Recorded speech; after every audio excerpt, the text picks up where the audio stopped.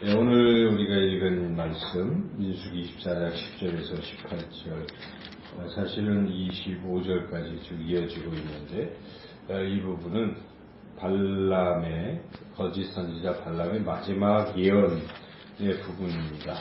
그래서 앞서에 이미 세 차례에 걸쳐서 발람은 예언을 했는데 그 예언은 이스라엘을 축복하는 예언이었습니다. 그 모압의 발락 왕이 발람을 초청해가지고 이 이스라엘 저주하라고 지금 그래서 자기네들이 전쟁에서 이기려고 세 번 부탁을 했지만 발람도 사실은 그냥 그렇게 하고 싶었던 거죠. 돈 받았기 때문에 뇌물을 받고 하려고 하는데 안 되는 거예요. 하나님이 그렇게 딴 말을 자꾸 나오게 한 것이죠. 그래서 발락이 듣고 싶었던 저주의 소리가 나온 게 아니라 오히려 이스라엘을 축복하는 소리만 3차례 하고 마지막에 이제 이번에는 제발 저주하라고 또 그러고 있는데 발람도 이거 3번이나 그렇게 하다 보니까 이거 자기의 뜻하는 대로 되는 게 아니라고 지금 이야기를 하면서 또 얘기를 하는 거예요. 그래서 그 내용이 17절부터 이제 이렇게 본 내용은 나오고 있죠.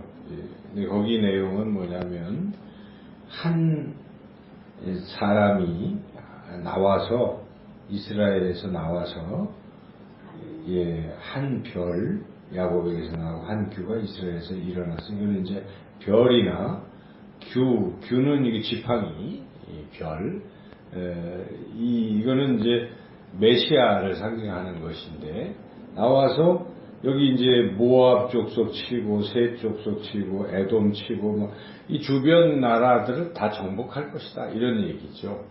근데 이걸 실제 이 예언이 이루어진 때는 그로부터 이제 시간이 한 또 1000년쯤 지나서 다윗 왕이 1000년이라고 말하기 좀 어렵겠고 또 더 되는 거죠. 이게 이제 주전 1440년경이니까 1000년이 아니라 한 400~500년쯤 지난 뒤에 다윗이 나타나죠.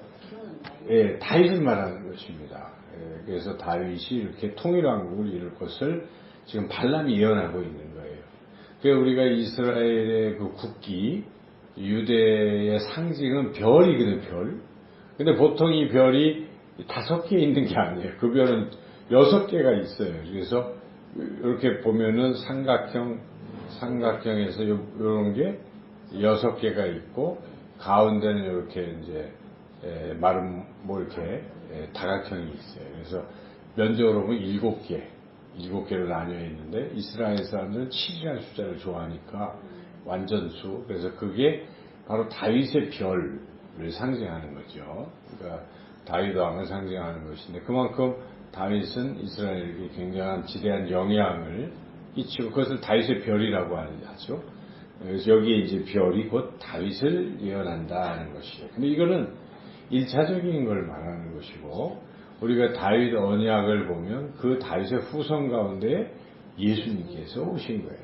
그래서 처음 예수님이 태어났을 때 베들레헴의 별 동방박사들이 별을 보고 이렇게 오는 것이 이 별이 이제 연결이 돼 있어요. 그래서 여기서 말하는 이 별은 우리 예수님을 상징하는 것입니다. 그래서 비록 다윗이 자기 이스라엘 주변에 이 나라 전환을 치는 것이지만 우리 예수님이 오셔서 온 세계의 사탄을 다 멸하시는 이걸 말하는 것이죠. 그래서 다윗이 이스라엘을 영원히 이스라엘을 다스리는 것이고 그 다윗의 후손으로 예수님께서 온 세상을 다 통치하신다. 이걸 지금 말씀하고 있는 거예요. 규는 지도자가 가지고 있는 것, 별. 그래서 이것은 예수님을 가리키는 것이라고 우리가 볼 수 있는데 이것을 우리가 어떻게 알 수 있냐면 예수님께서 친히 당신께서 별이라고 말씀하시거든요. 그래서 이 마지막 요한계시록 여러분 22장을 한번 찾아보시죠. 마지막 장에 16절을 한번 찾아보겠습니다. 요한계시록 22장 16절 말씀, 예수님이 하신 말씀을 같이 읽어보겠습니다. 나 예수는 교회들을 위하여 내 사자를 보내어 이것들을 너희에게 증언하게 하였노라. 나는 다윗의 뿌리요 자손이니 곧 광명한 새벽별이라 하시더라. 광명한 아주 빛나는 새벽별. 그래서 예수님이 친히 당시에서 뭐라고 말씀하십니까? 새벽별. 성경의 맨 끝부분이 요한계시록의 마지막 장 22장 두 분의 우리 예수님이 마지막으로 하신 말씀이에요. 이거 마지막 말씀이잖아요. 그 뒤에는 성령과 신부가 말씀하시 이렇게 나오고 예수님이 나 예수는 하고 친히 말씀하신 게 내가 새벽별이다. 광명한 새벽별이다. 그러니까 이 새벽별의 뜻은 영원히 다스리는 통치자다. 이런 뜻이 크겠죠. 지금 앞서서 이 별, 다윗의 별가 다스리는 것으로 다윗 언약이 연결되어 있기 때문에 일단 이 별의 의미는 그렇게 다스리는 왕으로서의 통치자의 의미가 있어요. 그래서 예수님이 온 우주 만물을 다스릴 것이다 하는 것을 지금 말씀하시는 거예요. 자, 그래서 이 새벽별이 가지고 있는 의미들을 우리가 이제 한번 생각해 본다면, 이거는 마지막 때를 말하는 것입니다. 지금 요한계시록의 마지막 부분에 지금 마지막에 하신 것이니까 이것은 요한계시록의 22장은 새하늘 새 땅이 완성되는 상태에서의 말씀이기 때문에 이것은 예수님이 재림하실 때를 말하는 거예요. 재림하실 때. 그래서 우리가 이 부분에서 예수님의 이제 재림을 우리가 생각하게 되는 것이죠. 예수님이 재림하실 때 우리는 어떻게 되는 것인가를 한번 생각해 볼 필요가 있어요. 예수님을 믿는 사람들은 예수님이 재림하실 때 어떤 일이 일어날까요? 첫째는 우리가 부활해가지고 어떻게 됩니까? 완성이 되는 겁니다. 완전해집니다. 우리 존재가. 우리는 예수님을 믿음으로 의롭다고 칭함을 받잖아요. 하나님 우리를 의롭다고 인정하시는 거기서부터 시작이 되잖아요. 그러면서 우리가 이 세상을 살아가면서 세상의 이 마귀와의 싸움 과정에서 이기면서 살고 있는 거예요. 날마다. 그래서 우리는 점점 어떻게 변화되고 있습니까? 주님을 닮아가는 이런 과정을 겪고 있는 거예요. 근데 딱 죽는 순간에 완전히 변화됐다고 말하기는 어려워요. 단지 이 사람이 거듭난 뒤에 여기까지 변화가 됐구나 하는 거예요. 근데 아무런 변화가 없다. 이건 믿음이 없는 거예요. 그건 표징이 없기 때문에. 그러니까 어떤 사람이 예수님을 믿기 시작할 때나 죽을 때나 변화가 없다. 심각한 것입니다, 사실은. 아무런 변화가 없다. 심각한 거예요. 그래서 물론 그래도 구원에 대해서 뭐라고 얘기하기는 어려워요. 왜냐하면 벌거벗은 구원도 있으니까 예수님 믿음으로 구원받는 거예요. 그렇지만은 이게 진짜 좀 신앙인이라고 하면 어떻겠습니까? 이게 뭔가 살아있다고 한다면 나무가 살아있으면 열매가 나타나고 성장하고 그러는 거 아니겠어요? 그래서 우리의 성장은 다른 게 아니라 변화에 있어요. 그래서 우리가 점점 주님을 이렇게 닮아가는, 완벽하지는 않지만, 그래서 그런 성화의 과정이 있지만 완벽하지는 않는데 죽고 나서 완벽해지는 것도 아니고 그냥 죽어도 그 상태예요. 우리는 단지 이제 영원히 주님 하나님 품으로 가는 것이고, 근데 우리의 육체의 부분은 잠자고 있다고 봐야 돼요. 근데 그 부분이 예수님이 재림하실 때 변화가 된다는 것입니다. 영혼과 육체가 다 이렇게 해서 하나가 돼서 전인격적으로 변화가 되는데 완전히 영화롭게 변화가 된다는 것입니다. 우리 힘으로 되는 것이 아니라 하나님 그렇게 해주시겠다는 거예요. 완전하게. 그래서 우리는 예수님이 재림을 기다리는 이유도 재림하면 완전해지는 거예요. 이 불완전한 존재가 완벽하게 상태로 이제 뭐 유혹에 뭐 지는 것도 아니고 더 이상 죄짓지도 않고 눈물도 없고 이런 우리의 존재의 변화가 있다는 것이 첫째고, 그다음에 예수님이 재림하실 때는 이 부분이 참 어렵지만 상급이라는 게 있다는 거예요. 상급. 그래서 사람마다 이건 차이가 있어요. 구원받은 것은 똑같은데 상급의 차이는 있어요. 왜냐하면 성경에 상급을 이야기하고 있기 때문에. 그런데 성경에서 말하는 상급이 크게 네 가지가 있습니다. 그래서 첫째 상급은 썩지 않는 면류관이라고 나와 있어요.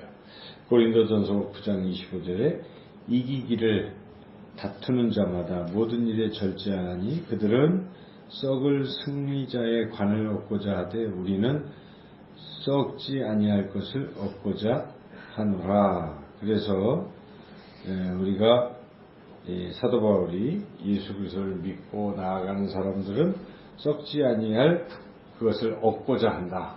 썩지 않는 면류관을 향해서 나아가고 있다는 것입니다. 그래서 우리가 하는 이런 신앙의 삶, 좁은 문을 향해서 십자가를 지고 주님을 따라가는 이런 삶이 결코 헛된 삶이 아니에요. 이런 삶의 그 끝은 무엇이겠습니까? 상급이 기다리고 있다는 것입니다. 그래서 천국에 가보면 제일 위에 있는 분들이 순교자. 순교자는 진짜 십자가를 졌잖아요. 주님이 주신 십자가를 마다하지 아니하였기 때문에 주기철 목사님 이런 분들이겠죠. 자, 그런 분들이 받을 상급이 썩지 아니할 면류관. 둘째의 또 면류관은 의의 면류관이다. 이건 바울이 자기가 받을 거라고 예측한 것입니다. 이렇게 디모데후서 4장 8절에서 이제 후로는 나를 위하여 의의 면류관이 예비되었으므로 주 곧 의로우신 재판장이 그날에 내게 주실 것이며 내게만 아니라 주의 나타나심을 사모하는 모든 자에게 또니라. 예수님의 재림을 기다리고 정말 마라나타 하고 주님의 오시기를 간절히 기다리는 사람에게는 이러한 의의 면류관이 주어진다. 세 번째, 생명의 면류관을 주신다는 것입니다. 요한계시록 2장 10절에 너는 장차 받을 고난을 두려워하지 말라. 볼지어다 마귀가 장차 너희 가운데에서 몇 사람을 옥에 던져 시험을 받게 하리니 너희가 10일 동안 환난을 받으리라. 네가 죽도록 충성하라. 그리하면 내가 생명의 관을 네게 주리라. 여기에 죽음으로 순교한 충성을 믿음을 변치 아니하고 배교하지 아니하는 사람들에게는 이런 생명의 또 면류관이 주어진다. 마지막으로 영광의 면류관이 있어요.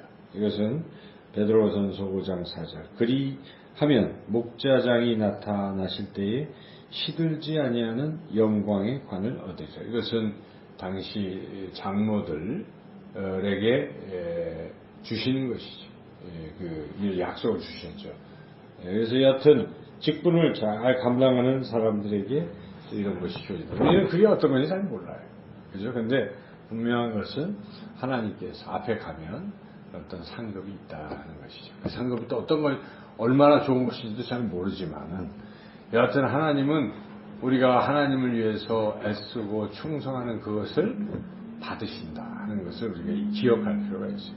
그것이 우리의 구원과 직결된다는 말은 아니에요. 왜냐하면 그런 식의 우리의 그걸 가지고 구원을 하려면 구원 자체가 안 되거든요. 그러니까 구원은 기본적으로 그냥 은혜로 예수님을 믿음으로 우리가 구원받는 것이죠. 그런데 상급이 어떤 것인지는 모르지만 성경은 상급을 이야기하고 있기 때문에 그런 상급이 있을 것이다. 이런 우리가 또 소망을 가질 수가 있죠. 이제 마지막으로 또 어떤 일이 일어나는가.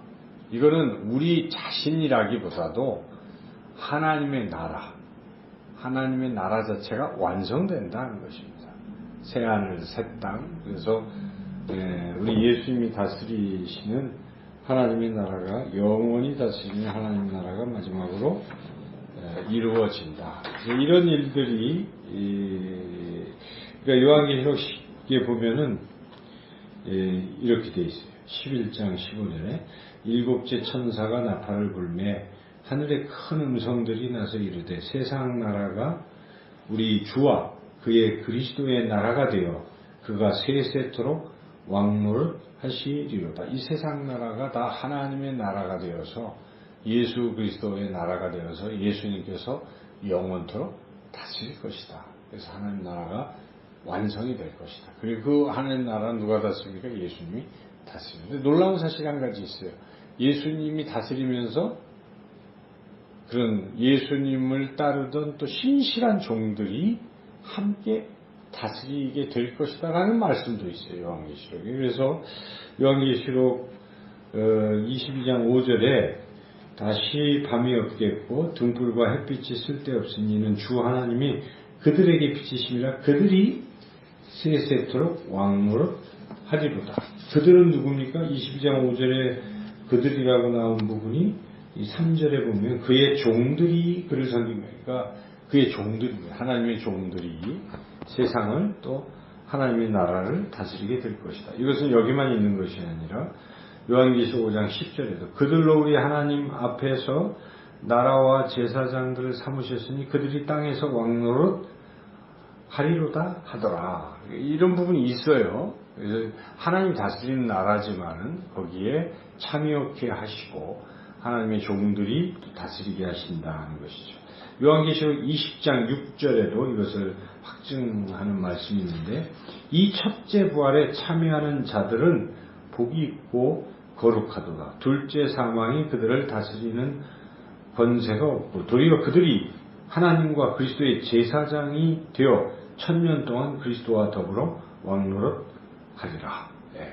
잘 몰라요. 우리는 모르지만은 여하튼 하나님을 신실히 섬기시고 하나님의 어떤 일꾼으로 열심히 하는 자들에게는 뭔가 이런 어떤 상급도 주어지고 또 다스리는데 참여도 하고 이런 일들이 있을 것이라는 것입니다. 하나님 나라에서 뭔지 모르지만 그래서 이런 것을 우리가 이제 믿고 우리가 가장 바라야 될 것은 예수님의 재림이에요.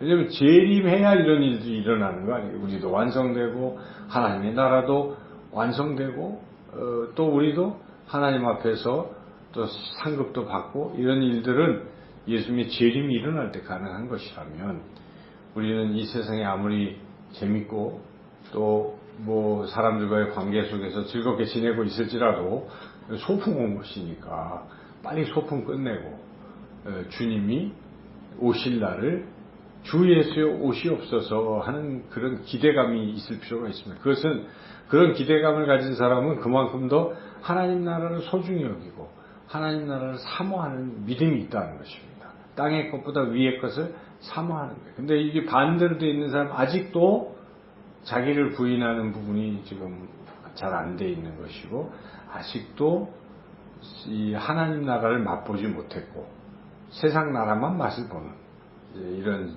신앙이 아직은 초보적인 상태에 있는 것이에요. 그래서 우리가 더욱 이 하나님 나라를 자꾸 맛볼 필요가 있어요. 하나님 나라에 하나님과의 교제를 통해서 우리는 하나님 성령님 우리를 다스릴 때 어떤 사람은 황홀경에 들어가기도 하고 뭔가 큰 기쁨이 있단 말이죠. 세상에 아무리 힘들어도 그런 상태에서는 기쁨과 평안이 물밀듯 오는 것이고 담대함이 있을 수 있다는 것이죠. 그래서 그런 것을 통해서 하나님 나라를 자꾸 맛보시면 그 다음에는 주 예수의 옷이 없어서 하나님 나라 빨리 완성하고 나는 거기 살고 싶습니다 하는 바울처럼 둘 사이에 끼었지만 나는 가고 싶다라고 그렇지만 여기 사명이 있으니까 있는다 하는 이런 마음이 있을 필요가 있어요. 사실 지금이라도 당장 내가 주님 품에 갔으면 하는 마음들이 그게 참 좋은 것 같아요. 제가 옛날에 잘 아는 우리 선교사님 한 분이 계셨는데 그분이 지금은 이제 재혼을 해가지고 그런 얘기를 안 하실 거는 같은데 그때는 혼자서 그 선교사로 정말 생을 바쳐서 할 때 이야기였거든요. 그때는 남편과 함께 필리핀 선교사로 갔어요. 갔는데 남편이 가자마자 몇 달이 못해서 선교지에 갔다가 교통사고로 돌아가신 거예요. 그러니까 자기가 그걸 이어서 여자 몸으로 필리핀 선교를 한 거예요. 그러면 얼마나 힘들겠어요. 그러다가 이제 여기 신대원에 이렇게 와서 목사 안수를 받기 위해서 이제 왔다가 제 이름과 거의 비슷한 앞뒤가 있어가지고 같이 이제 교제하면서 들은 이야기인데 그러더라고요. 그때 심정은 자기는 지금도 빨리 하나님 품에 가고 싶다는 힘들고 이런 부분들이 그렇지만 나는 필리핀 땅에 나를 묻어야 된다. 그러면서 이 할 일이 있어서 있는 것이지만 그냥 가고 싶다는 마음을 그만큼 가고 싶다는 게 힘들어서 그러는 것도 있지만 하나님이 좋고 하나님 나라에 대해서 확실한 게 있으니까 그러는 거 아니겠어요? 그래서 우리가 그런 소망이 참 중요한 것 같습니다. 하나님 나라를 자꾸 알아야 돼요. 그래서 저도 요즘 신앙이 무엇인가? 신앙은 뭘 하는 데 있지 않습니다. 신앙은 뭘 열심히 봉사하는 데 있지 않아요. 신앙은요, 하나님을 만나는 데 있어요. 그러니까 하나님이 얼마나 좋으신지를 알면 알수록요, 기쁨이 넘치고 하나님 나라를 사모하게 되고 세상 것들을 끊을 수가 있고 하나님 위해서 헌신할 수 있게 되는 거예요. 근데 요 부분이 안 되면 그다음부터 내가 다 하는 거거든요. 내가 하다가 힘들면 안 하고 지치고 생색내고 문제가 많은 거죠. 그러니까 이거는 그냥 내가 하는 것일 뿐이지 하나님 주시는 은혜로 하는 게 아니기 때문에 가장 중요한 것은 하나님과 이 교감을 이루는 이런 상태를 여러분이 자꾸 묵상하고 이럴 필요가 있어요. 훈련할 필요가 있어요. 그래서 기도하실 때도 혼자서 저 찬양도 들으시면서 혼자 하나님을 생각하고 하나님과 교제를 하시고 성경을 읽을 때도 하나님은 어떤 분이실까를 자꾸 좀 이렇게 생각해서 그 하나님을 느끼시고 삶을 살아가셔서 주 예수여 오시옵소서의 마라나타의 신앙을 가지시기를 주님의 이름으로 축원합니다.